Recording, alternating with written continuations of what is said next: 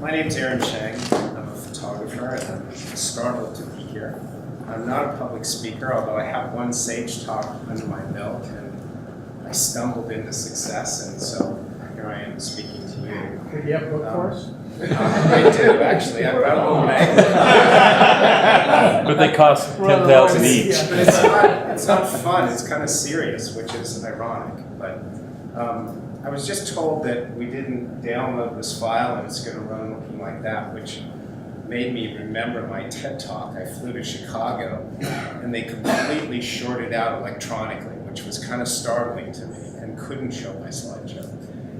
The reason that's important to me is that I speak through my pictures and through my art.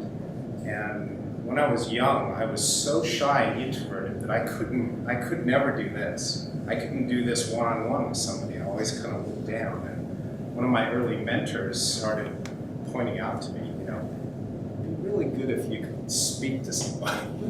So I learned to communicate at an early age through my photographs. And it's kind of amazing because I've learned to speak in many languages.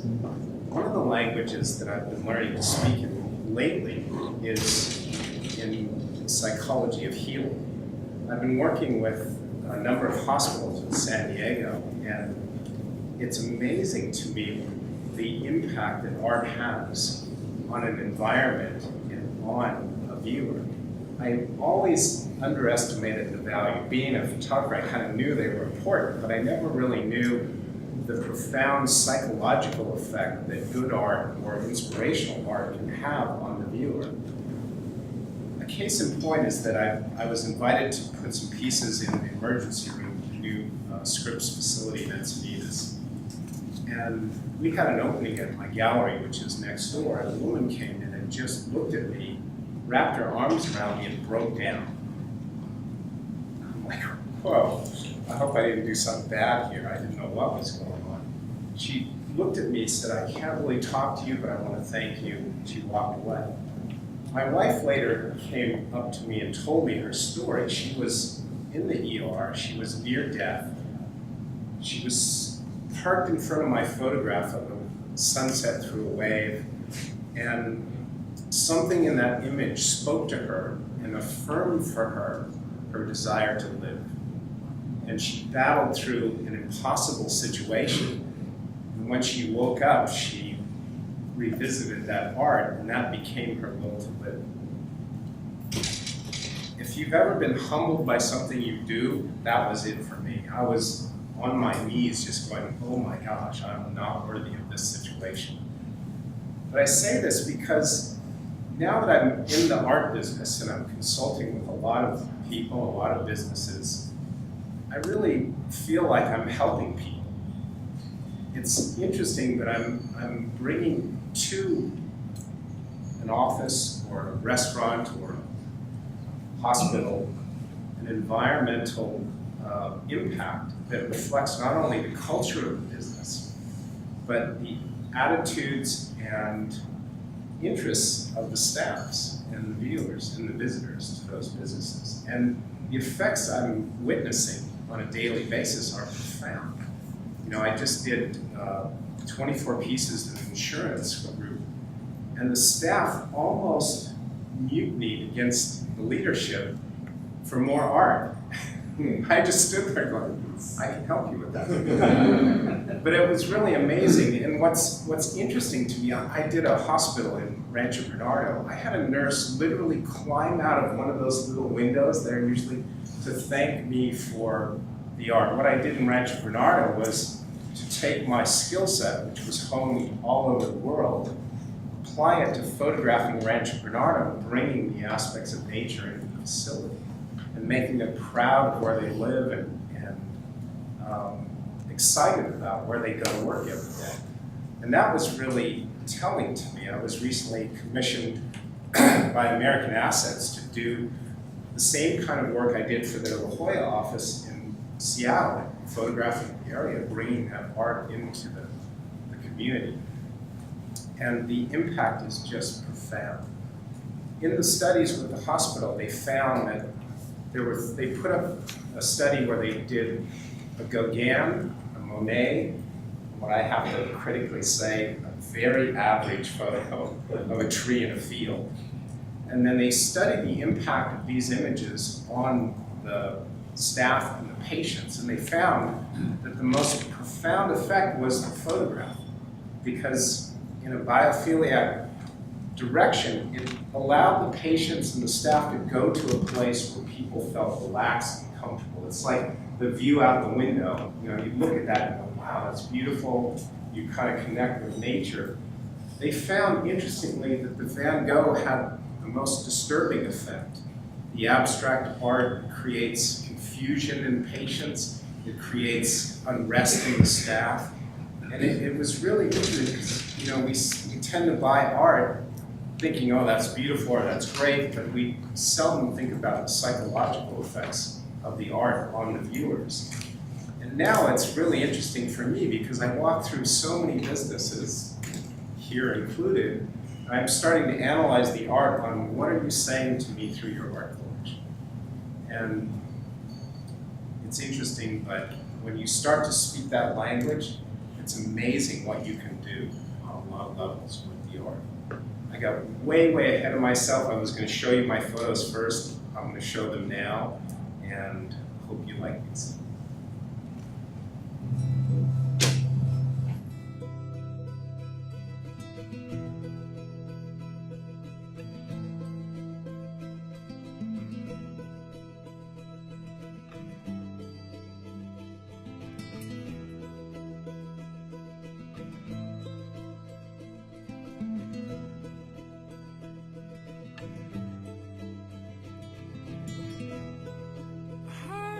Dream I was alone.